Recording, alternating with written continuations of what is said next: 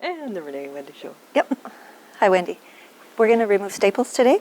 Okay. So what we need to do is we need to think about patient healing and what are the patient factors that contribute to healing and what might delay healing, because you might make some decisions that perhaps you're not feeling comfortable about removing staples. So in this case, the patient has all positive factors.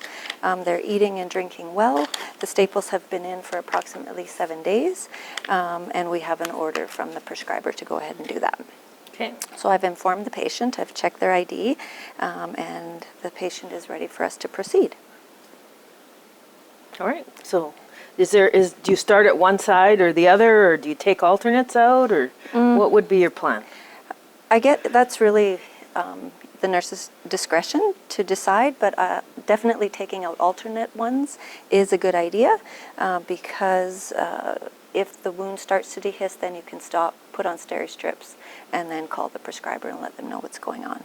So the staple remover tool is quite clever, actually, and it's quite straightforward. Once you have a look at your equipment, you open up the jaw, slide the staple underneath. There's a little notch on your staple remover, and you simply squeeze and lift it up on either edge. And then we're just going to do alternates. And as I'm doing this, I'm seeing how is the patient tolerating the procedure.